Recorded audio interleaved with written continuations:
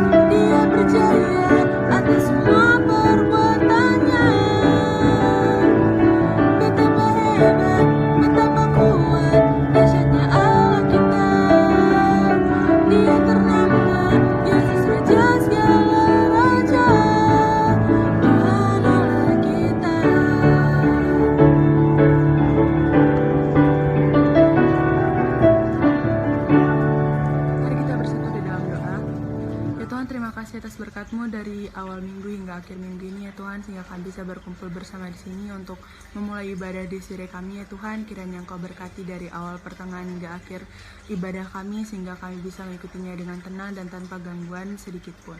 Inilah doa kami ya Tuhan, di dalam nama Tuhan Yesus kami berdoa, haleluya puji Tuhan, amin. Mari kita menyanyikan lagu selanjutnya, Kau Temanku Ku Teman.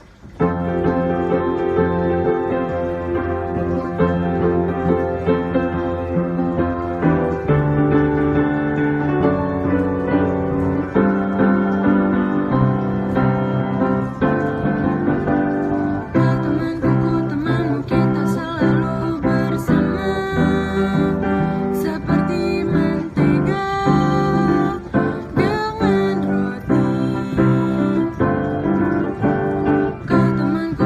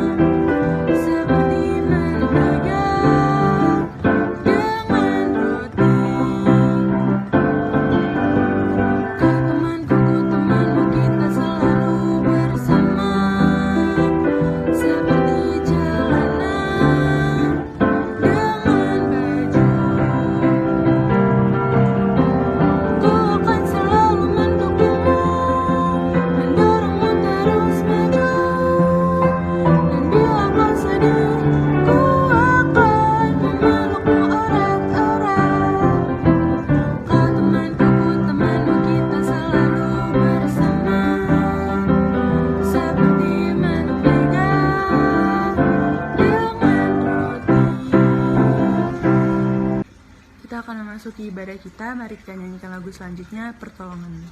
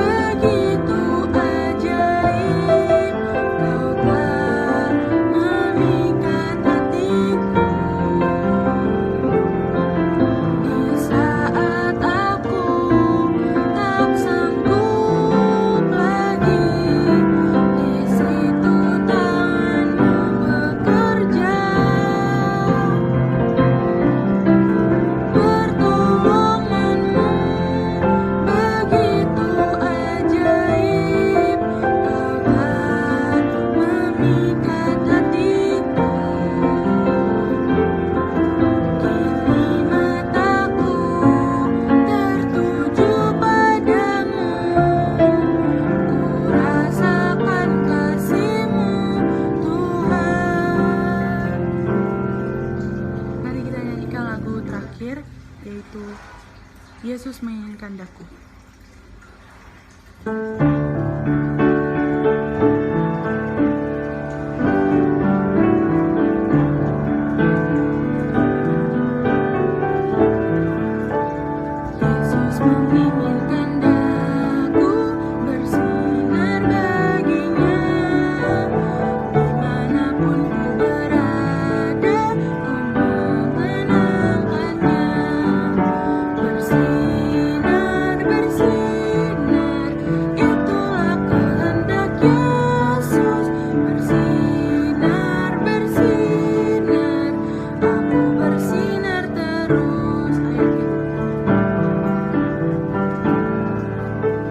Yesus menginginkan daku menolong orang lain, manis dan sopan selalu ketika ku bermain. Bersinar, bersinar, itulah kehendak Yesus. Bersinar, bersinar, aku bersinar terus. Selamat hari Minggu. Shalom adik-adik, Komisi Pelayanan Siswa dan Remaja YPDPA Sumut dimanapun berada saat ini. Kita bertemu kembali dalam ibadah online dengan tema Basado Tuhani. Sebelum kita mendengarkan ulasan ataupun penjelasan firman Tuhan saat ini, mari kita berdoa. Bapa di sorga, terima kasih karena pertolongan-Mu kami bisa bertemu kembali dalam ibadah online. Tuhan tolong kami dan campur tangan supaya kami bisa mengerti firman-Mu dan dapat kami lakukan di dalam kehidupan kami setiap hari. Amin. Adik-adik yang dikasihi oleh Tuhan, tema kita hari ini Basado Tuhani. Secara umum di Sumatera Utara, banyak orang mengerti ataupun memahami istilah Basado Tuhani.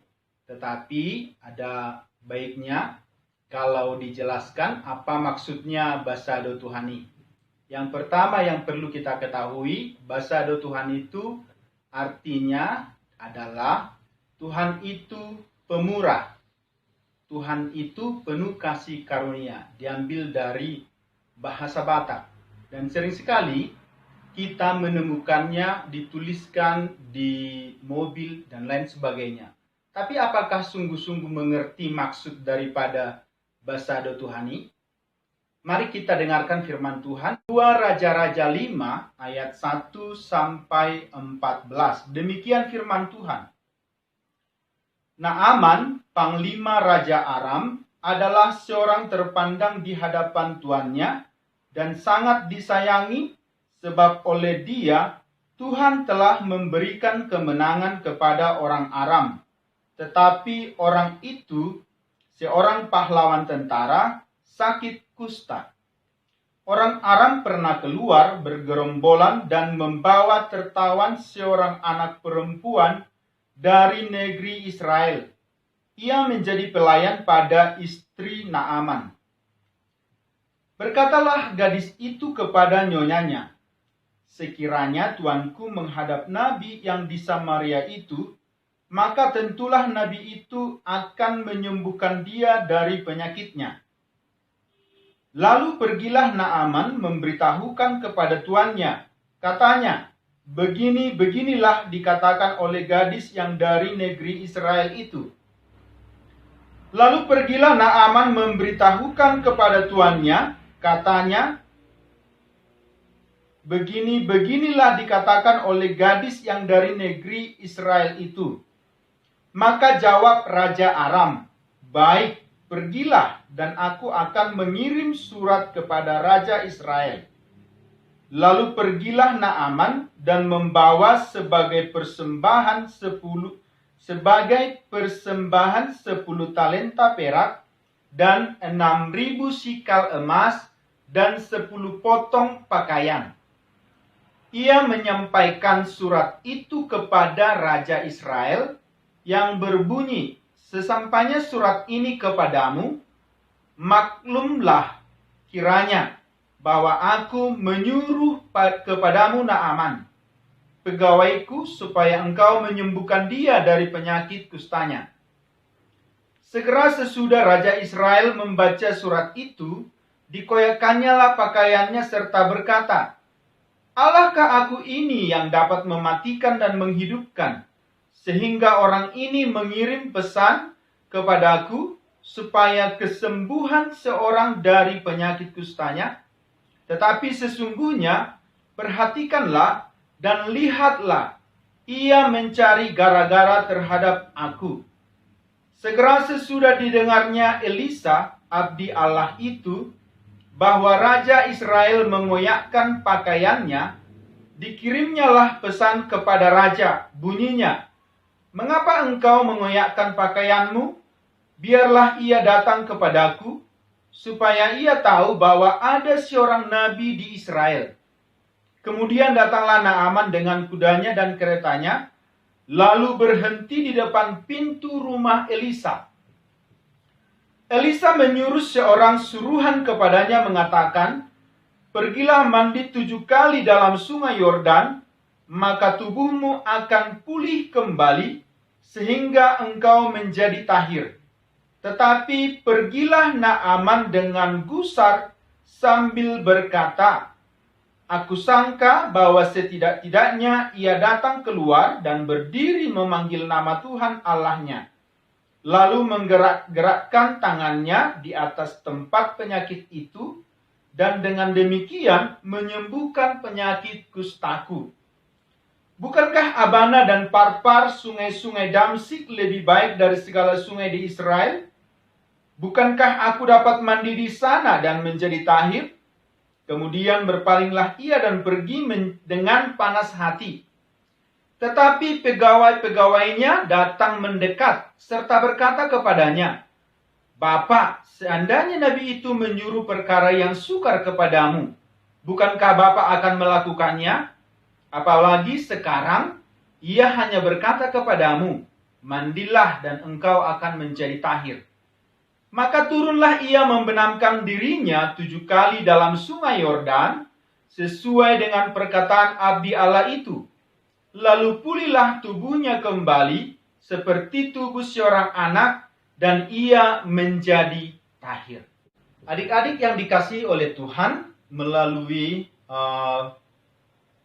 pembacaan firman Tuhan hari ini, ada hal yang perlu kita ketahui, bahwa sakit penyakit adalah sangat mengganggu dalam kehidupan setiap manusia. Baik itu mengganggu tubuhnya secara jasmani, tetapi penyakit juga bisa mengganggu secara rohani.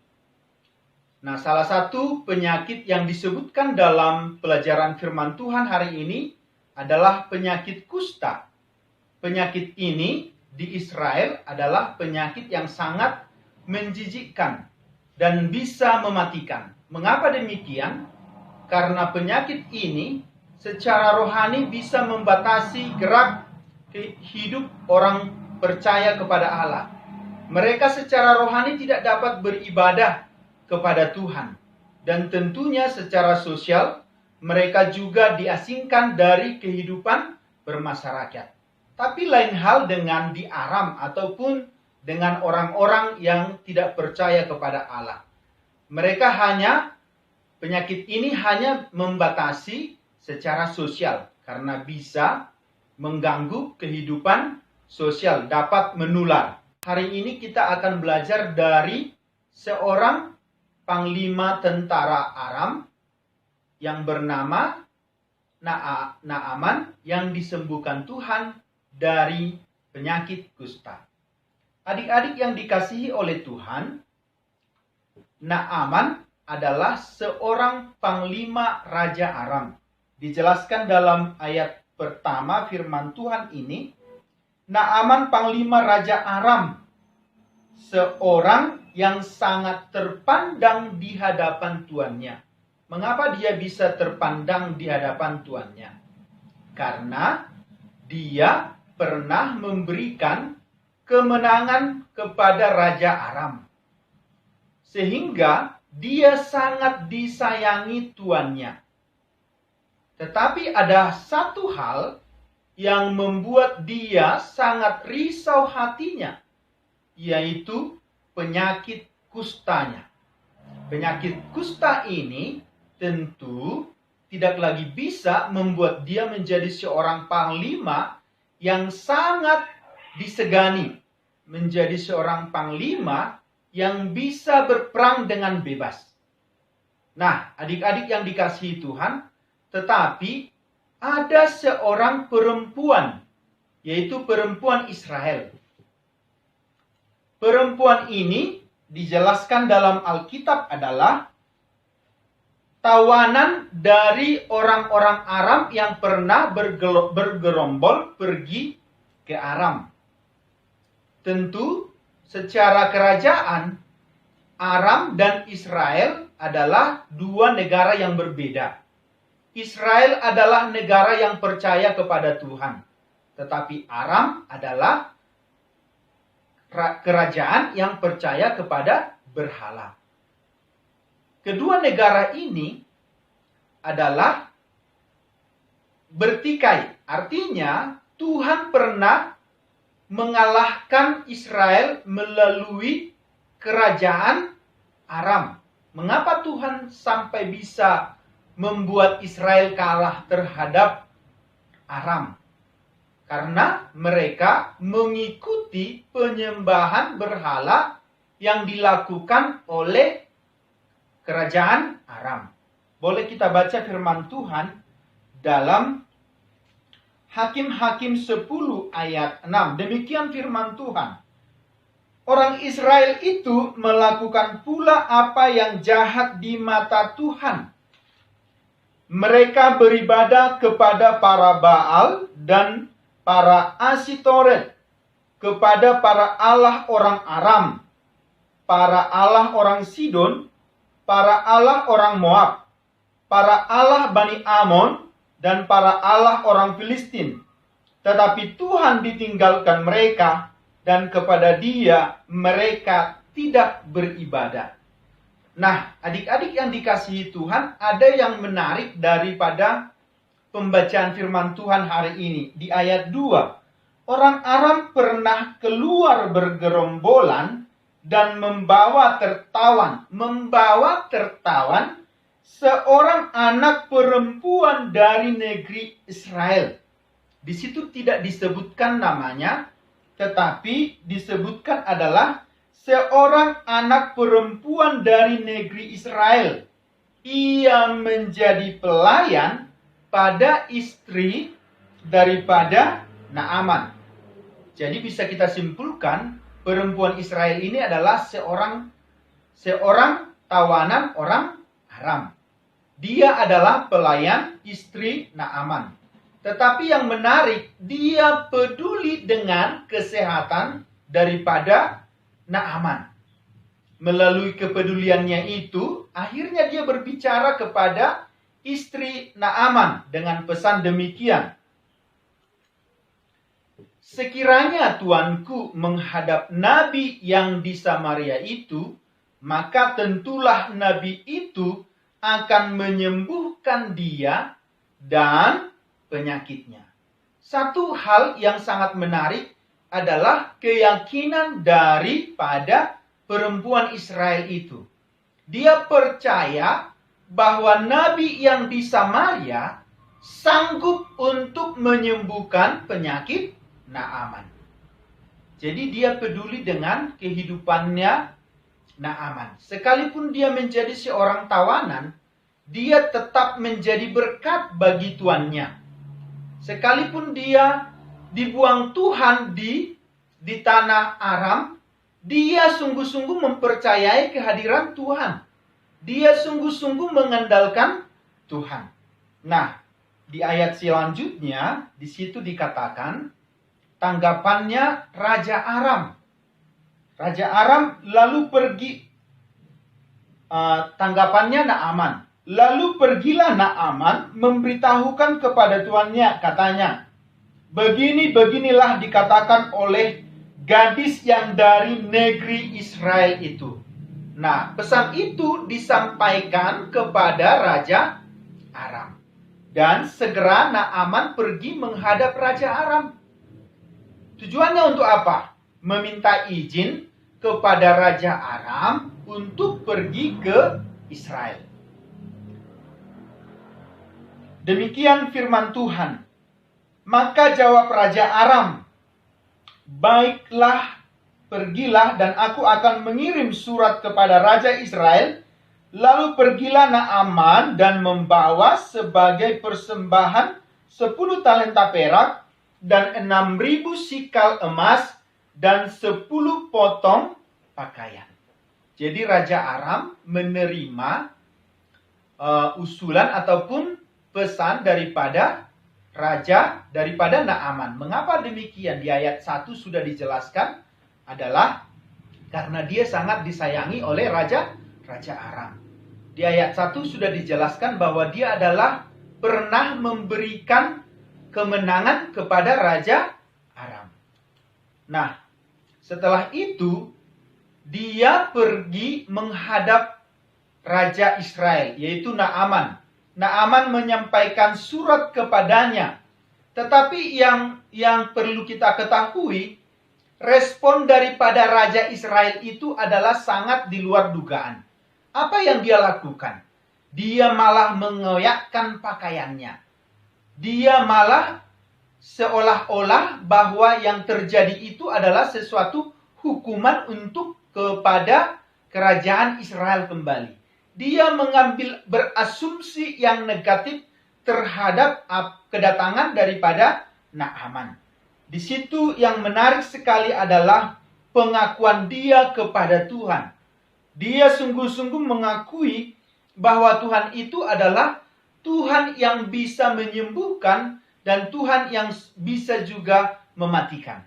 Ayat 7 dikatakan, segera sesudah Raja Israel membaca surat itu, dikoyakkannya lah pakaiannya serta berkata, Allahkah aku ini yang dapat mematikan dan menghidupkan, sehingga orang ini mengirim pesan kepada aku, supaya kusembuhkan seorang dari penyakit kustanya. Jadi mengoyakkan pakaian itu lambang perkabungan, lambang berduka cita, lambang daripada hati yang hancur. Jadi dia sangat mengalami ketakutan dengan kedatangan surat daripada Raja Aram.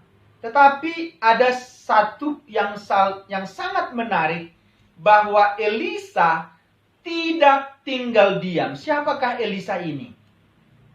Nah, dikatakan di situ di ayat 8, segera sesudah didengar Elisa, abdi Allah itu, bahwa Raja Israel mengoyakkan pakaiannya, dikirimnyalah pesan kepada Raja, bunyinya, mengapa engkau mengoyakkan pakaianmu? Biarlah ia datang kepadaku, supaya ia tahu bahwa ada seorang nabi di Israel. Supaya ia tahu bahwa ada seorang nabi di Israel. Nah, mengkonfirmasi kembali pengakuan daripada perempuan Israel yang ditawan di Aram, bahwa Nabi Elisa sungguh-sungguh seorang hamba Tuhan yang melayani Tuhan dengan serius. Percaya pada kedaulatan Tuhan. Percaya bahwa Tuhan sanggup menyembuhkan Naaman.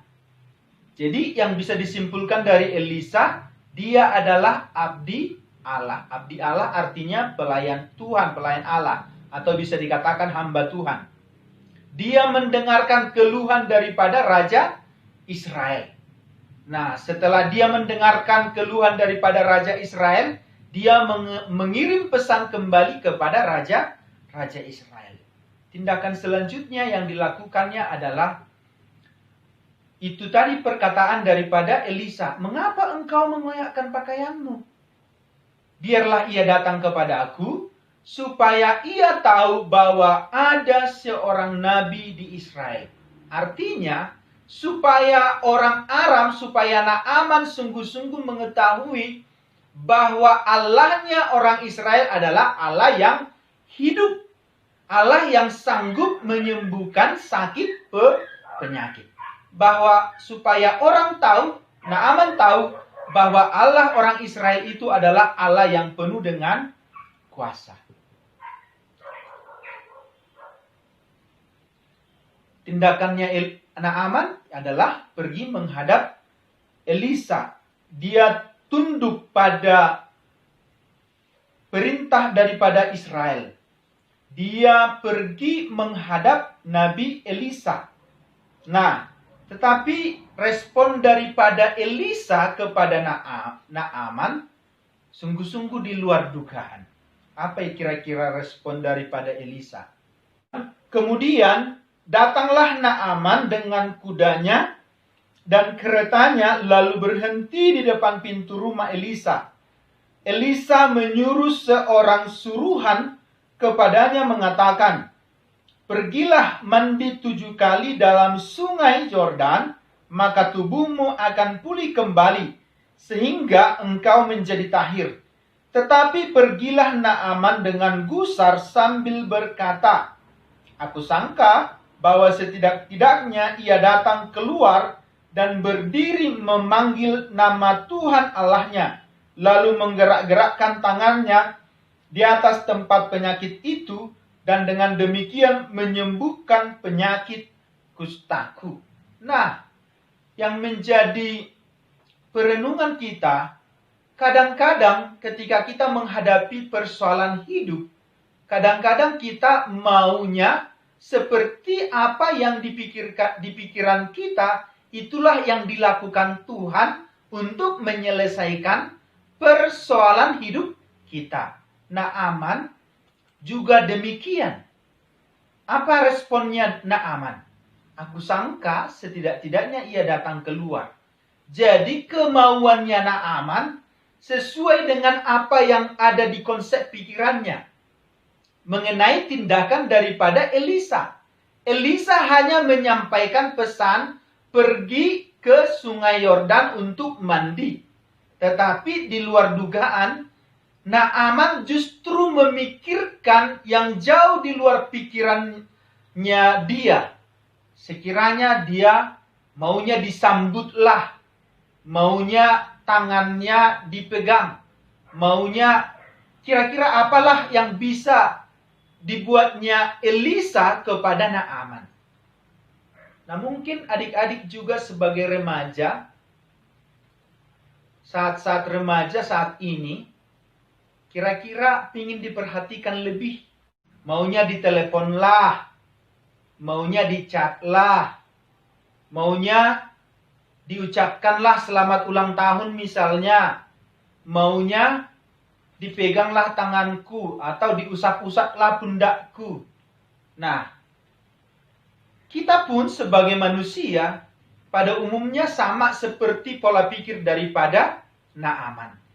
Pingin diperhatikan lebih.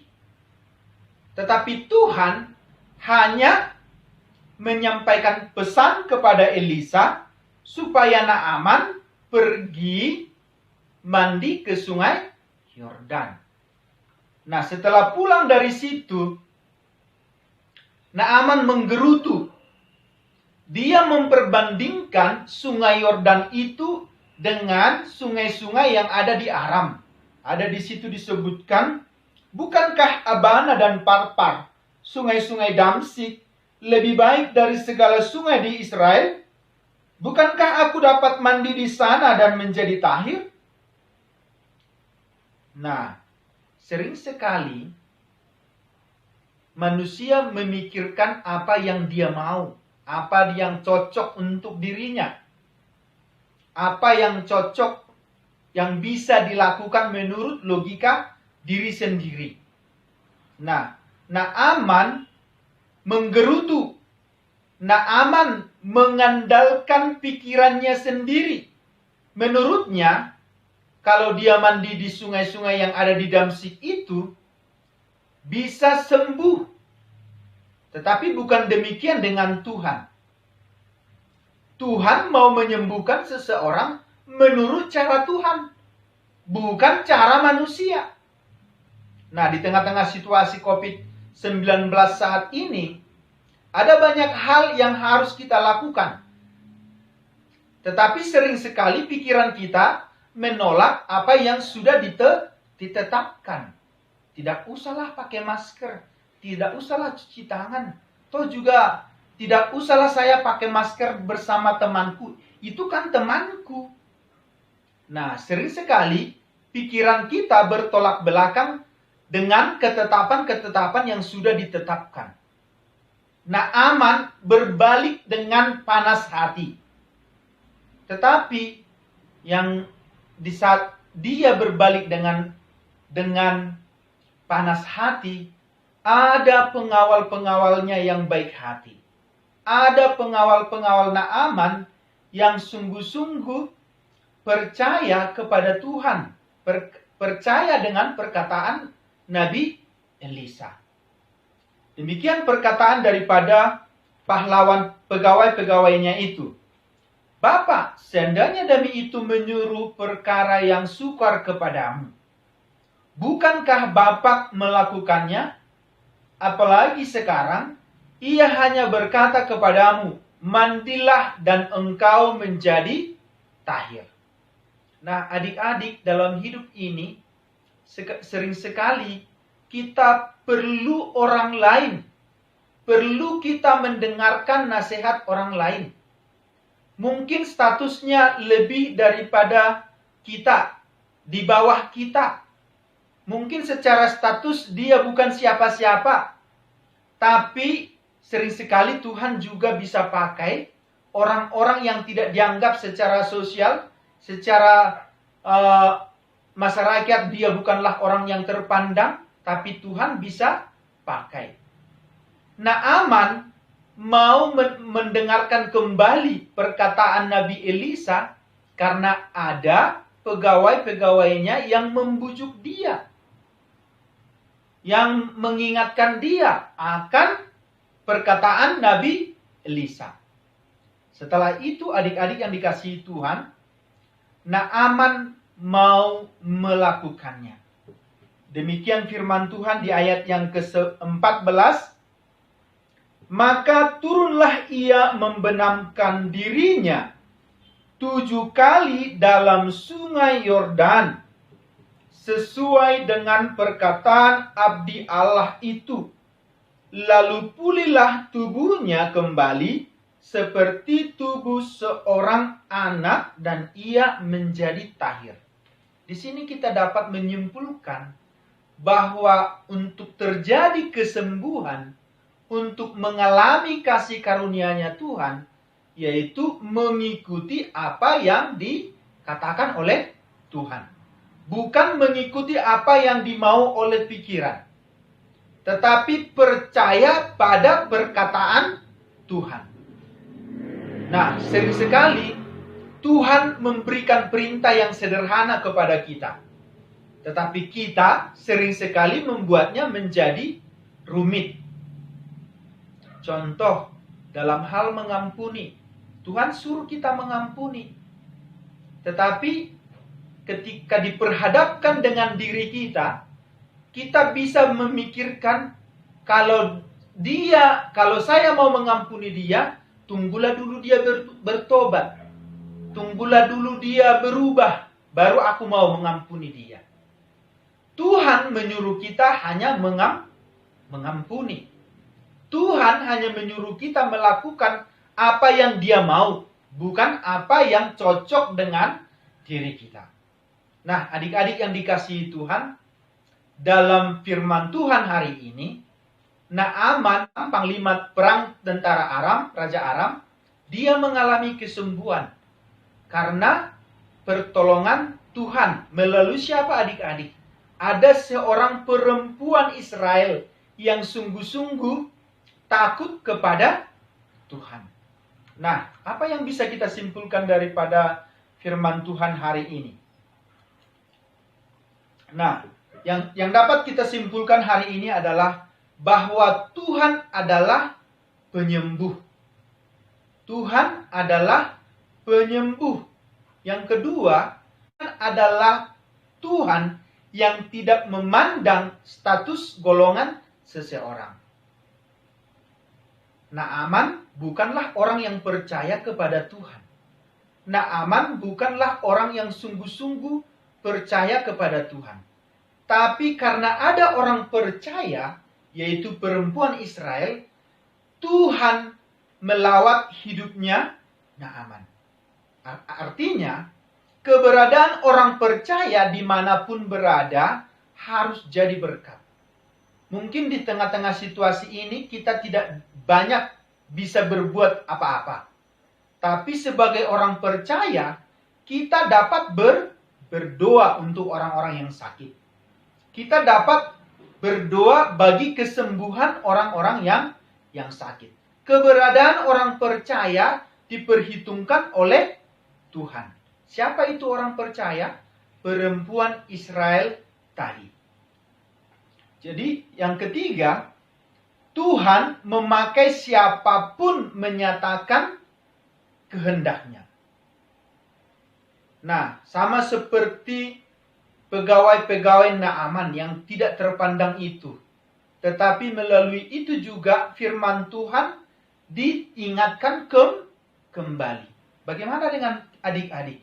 Apakah adik-adik mau menjadi perpanjangan tangan Tuhan untuk menyampaikan firman Tuhan kepada seseorang bahwa Tuhan sanggup menyembuhkan? Yang terakhir kesimpulannya adalah Tuhan menyembuhkan dengan caranya. Caranya bagaimana? Dengan firman-Nya. Tuhan tidak suruh Naaman untuk makan pil. Tuhan tidak suruh Naaman untuk mengolesi dengan balsem, dengan obat-obat luka. Tapi Tuhan suruh Naaman hanya mandi di sungai Yordan 7 kali.